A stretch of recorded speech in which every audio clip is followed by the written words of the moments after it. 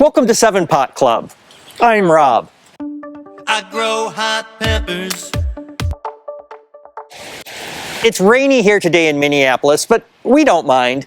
We've just had a week of beautiful, dry, sunny weather with highs in the 70s. Incredibly unusual for November in Minnesota. It's going to snow again tomorrow, but this brief break from early winter has been a much-needed mood brightener. If you enjoy our content, please like this video, subscribe to our channel, and tap the bell to be notified when we post new episodes. This time of year, many hot pepper growers are trading and buying seeds for next year's crop.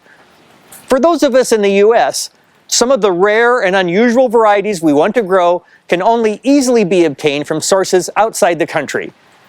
But you may have heard that some foreign seed shipments to US buyers are being intercepted, confiscated, and destroyed by the US Department of Agriculture. So what's the story? I'll tell you what I know. Let's get started. I just watched the latest video from Technology Connections, one of my favorite channels. He's calling this month No Effort November, when videos are published in which no effort has been made. I've been taking an even more effort-free approach. We're halfway through November, and I haven't even made a video yet.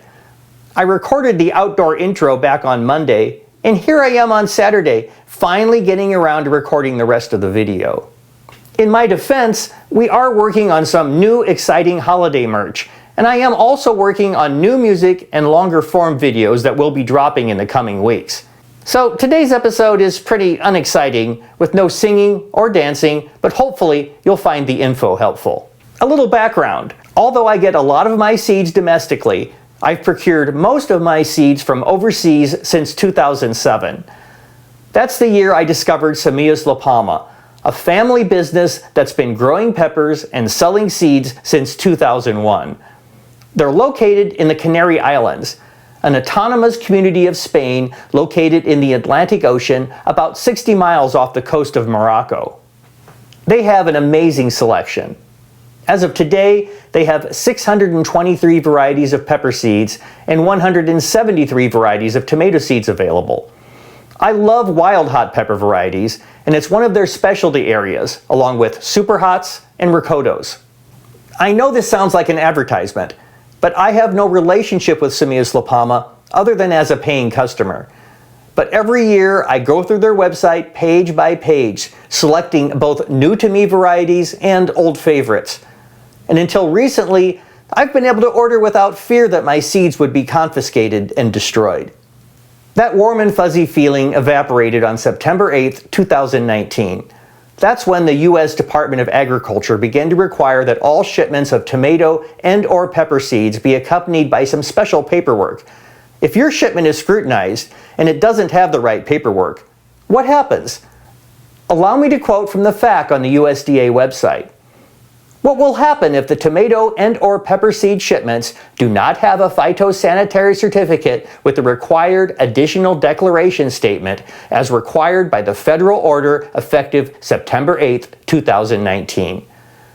Shipments of tomato or pepper seeds without the required additional declaration will be refused entry into the United States. I'll provide a link to the complete FAQ in the video description. Obviously, these well-meaning regulations were enacted to keep plant diseases out of the country. I would guess that they are directed at large commercial growers. Obtaining the needed phytosanitary certificate can require expensive laboratory testing and is obviously not something a small family business can afford. I know that plant viroids can be very destructive to crops, and some infect multiple solanaceous plant species, including peppers, tomatoes, potatoes, eggplant, and tobacco. Who knew they were all related? But I doubt that specialty hot pepper seeds are likely carriers. Several years ago, I was able to bypass a similar ban by obtaining a USDA permit to import small batches of seed. But under the current regulations, no such permits are currently being issued. All the responsibility is on the seller. I really doubt that many, if any, specialty hot pepper seed purveyors outside the US are prepared to comply with this requirement. So your choice is to only order from domestic sources or go ahead and order and take your chances. In the past year, I've had a few people contact me to let me know that their shipments from Semillas La Palma were confiscated, most recently about 6 weeks ago. In each case, the buyers received an empty envelope along with a note stating their seeds had been taken and destroyed. Bummer. So the question is, how stringent is the enforcement of this regulation, and what are the chances your order will be intercepted? Marlene from Semillas La Palma emailed me last week to say that they haven't had any confiscations for several weeks. She writes, "I'm not saying that it's 100% safe to ship seeds these days, but it seems they're not doing as many controls as we all suspected." And of course, there are respected hot pepper seed providers all over the world. Canada and Australia come to mind. They're all treated the same under this regulation. So the bottom line is this.